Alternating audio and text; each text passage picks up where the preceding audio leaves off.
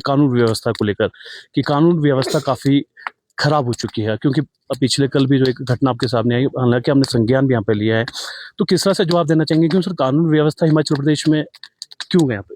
नहीं, कानून व्यवस्था तो निश्चित रूप से सरकार के नियंत्रण में, और कानून व्यवस्था में का मामला पूरे हिमाचल प्रदेश से संबंधित नहीं है। जो ये दुखद घटना सरकाघाट में हुई है, सरकार इससे पूरी तरह परिचित है और उस व्यक्ति को अरेस्ट कर लिया गया है।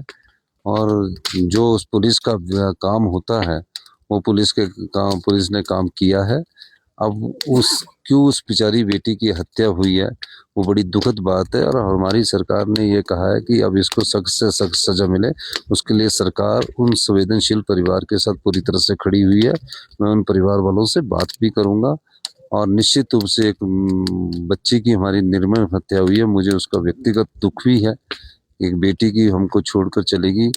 टीवी देख रहे सभी दर्शकों का स्वागत है और हिमाचल दिवस की आपको शुभकामनाएं। इस समय हमारे साथ मुख्यमंत्री जी मौजूद हैं और उनसे हम बातचीत करेंगे।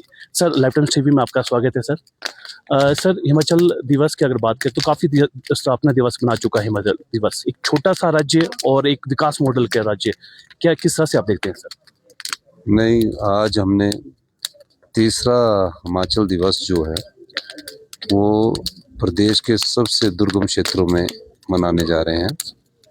ट्राइबल एरिया है। पहला हमारा स्पीति था, दूसरा हमारा बैजनाथ था, तीसरा हमारा पांगी था, चौथा रिकांगपिओ में कल हम इसका आयोजन करने जा रहे हैं।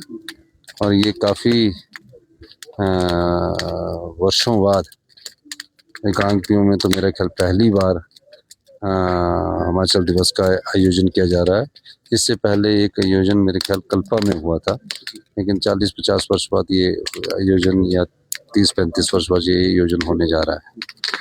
तो निश्चित रूप से आज यहाँ ठंड भी है और हमें जो ट्राइबल की समस्याएं हैं उसको समझने का मौका भी मिलता है, और लोगों से इंटरेक्शन करके जो वो सोचते हैं उनकी सोच को धरातल पर उतारने की दिशा में भी हमारी सरकार कार्य करती है। बिल्कुल, हमने सीखा, क्योंकि अगर आर्थिक स्थिति, अगर भौगोलिक स्थिति अगर हिमाचल प्रदेश के देखें तो कई ऐसे इलाके हैं, दूर दराज के इलाके हैं सर, वो भी सर इंतजार में है सर। उसके लिए क्या रोड मैप है सर आपका? नहीं, हमारा सरकार गांव के द्वार कार्यक्रम है, अभी ये चला हुआ है। कई जगह मंत्री जा रहे, कई जगह मैं खुद जाता हूँ, और रात को गांव में रहता हूँ, गांव के लोगों से मुलाकात करता हूँ, उसके बाद हम आगे बढ़ते हैं।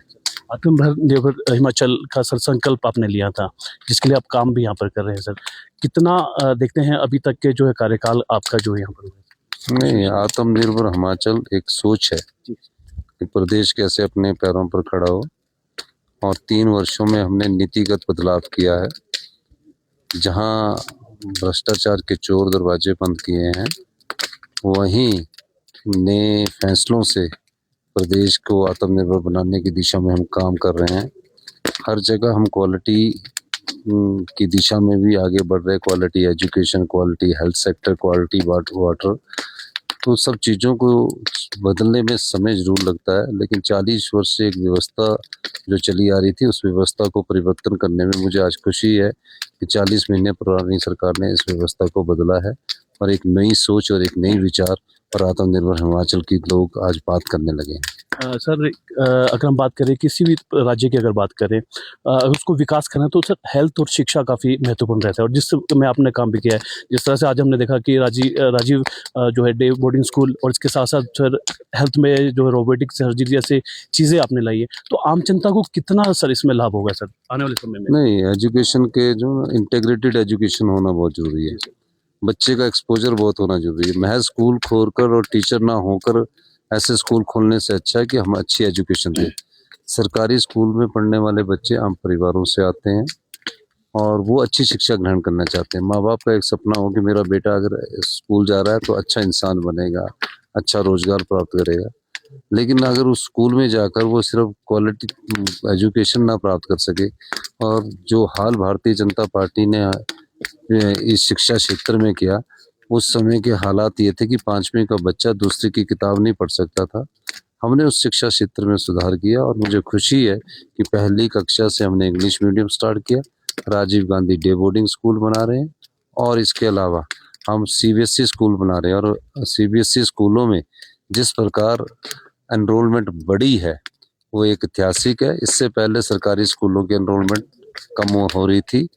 मैं एक और बात बताना चाहता हूँ, सीबीएसई स्कूलों में हमने आर्ट्स भी स्टार्ट कर दिया, कॉमर्स भी स्टार्ट कर दिया, और हमने साइंस क्लासेस भी स्टार्ट कर दी। इनके टीचरों के इंटरव्यू चल रहे हैं राज्य चयन आयोग द्वारा।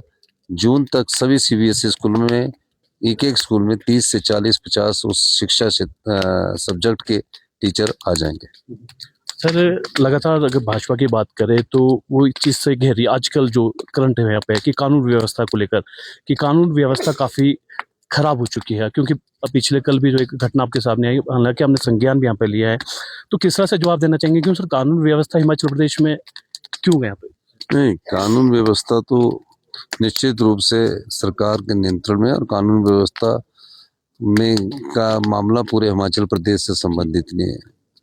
जो ये दुखद घटना सरका घाट में हुई है, सरकार इससे पूरी तरह परिचित है, और उस व्यक्ति को अरेस्ट कर लिया गया है। और जो उस पुलिस का काम होता है वो पुलिस ने काम किया है। अब क्यों उस बेचारी बेटी की हत्या हुई है वो बड़ी दुखद बात है, और हमारी सरकार ने ये कहा है कि अब इसको सख्त से सख्त सजा मिले। उसके लिए सरकार उन संवेदनशील परिवार के साथ पूरी तरह से खड़ी हुई है। मैं उन परिवार वालों से बात भी करूंगा, और निश्चित रूप से एक बच्ची की हमारी निर्मम हत्या हुई है, मुझे उसका व्यक्तिगत दुख भी है। एक बेटी की हमको छोड़कर चलेगी, पर जिस व्यक्ति ने हत्या की है उसका जो ट्रैक रिकॉर्ड है वो अच्छा नहीं है। क्यों हत्या की है उस कारणों का हम जानना चाह रहे हैं। सर सवाल ये उठा रहे हैं कि एक तरफ से जो है सरकार नशे के खिलाफ काफ़ी अभियान यहाँ पे चला रही है, पर धरातल वो देखने को नहीं मिल रहा है। इस तरह की जो आज जयराम ठाकुर ने भी ये आज एक कॉन्फ्रेंस में कहा है सर। ये भारतीय जनता पार्टी सिर्फ आरोप लगाते हैं, अपने समय तो कुछ नहीं किया। जो इनके समय जो नशा के खिलाफ अभियान चलाना चाहिए था, जो पिट एनडीपीएस एक्ट इनके समय लागू होना चाहिए, तो वो तो हमने लागू किया जनवरी 2023 में। ये जो नशा बढ़ा है हम तो उसको कम कर रहे हैं, और नशे में जो भी अपराधी सम्मिलित है उसमें हम जनता का भी सहयोग मिल रहा है। हम उनको जेल की सलाखों के पीछे भी पहुंच रहे हैं। अब 3 साल में जितना हम सुधार कर सकते हैं हम कर रहे हैं, और सख्त से सख्त कार्रवाई कर रहे हैं। मैंने पुलिस को दिशा निर्देश दिए हैं कि किसी की भी नहीं सुननी है, और पुलिस वालों के खिलाफ जो चिट्टा में सम्मिलित है हमने 11 पुलिसकर्मी बर्खास्त कर दिए। आने वाले 1 महीने में और जो चिट्टे में सम्मिलित लोग हैं उनको बर्खास्त कर दिया जाएगा। आखिरी सवाल लेना चाहूँगा सर, आप हमेशा कहते हैं कि सरकारें आती है सरकारें जाती है, आपने कई कड़े फैसले भी लिए सर, और कुछ लोग इसमें से नाराज भी यहाँ पर हुए हैं, पर उन कड़े फैसलों का आने वाले समय में क्या इम्पैक्ट पड़ेगा, और आने वाले 5 साल में अब हिमाचल को कहाँ देखते हैं सर? नहीं, जो हमने फैसले लिए उनका इम्पैक्ट तो पड़ना शुरू हो गया। सीबीएसई स्कूल बनने शुरू हो गए हैं, हेल्थ में रोबोटिक सर्जरी और हाई एंड मेडिकल टेक्नोलॉजी हम लाना शुरू कर गए हैं। हेल्थ में किस प्रकार मेडिकल कॉलेज चले, पीजी की क्लासेस कैसे चले, उस दिशा में हमने सोचना शुरू कर दिया। महज मेडिकल टेक्नोलॉजी ही लाने की बात नहीं है, मतलब अच्छे डॉक्टर भी होना जरूरी है। और पहली बार हम जो रिटायर्ड प्रोफेसर है उनको 2.5 लाख रुपए का पैकेज दे रहे हैं, पेंशन अलग दे रहे हैं। तो 2.5 लाख और 1.5 लाख अगर प्रोफेसर की पेंशन देख लीजिए 4 लाख में, उनको हम कह रहे हैं कि हिमाचल के जो मेडिकल कॉलेज 4 है उसमें आप काम कीजिए।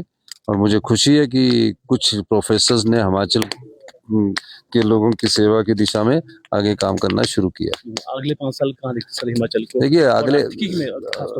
देखिए जब बदलाव होता है, बदलाव के कारण जो एक सोच विकसित होती है पिछले 40 सालों में, उस सोच पर थोड़ा सा प्रहार भी होता है, और नई सोच के साथ व्यवस्था परिवर्तन के साथ हम एक दिशा में आगे बढ़ रहे हैं। मुझे खुशी है कि जिस प्रदेश में हमें सिर्फ आरडीजी के रूप में 17,000 करोड़ मिला, और भारतीय जनता पार्टी को 2017 से 22 तक 47,000 करोड़ आरडीजी और 13,000 करोड़ जीएसटी कंपनसेशन सेस मिला, 60,000 करोड़ पे मिला। उसमें आप दिखाइए किस प्रकार प्रदेश को हमने अच्छी गवर्नेंस दी है कि भारतीय जनता पार्टी ने दी है। 17,000 करोड़ रुपए वाला एरियर भी दे रहा है, और 60,000 करोड़ वाला एरियर भी नहीं दे रहा सरकारी कर्मचारियों के, और 60,000 करोड़ वाला जो कर्जा उस समय 48,000 करोड़ था उस कर्जे को भी वापस नहीं कर पा रहा। हमें जो विरासत में 76,633 करोड़ रुपए का कर्जा मिला है, और हमने जो अभी कर्जा 35,000 करोड़ रुपया उठाया, उसमें से 26,000 करोड़ रुपया ब्याज और मूलधन पर खर्च किया है। तो हम ज्यादा अच्छी परफॉर्मेंस दे रहे हैं। अगर हमारे को 60,000 करोड़ रुपया मिलता तो हमारा लोन आज 50% रह जाता।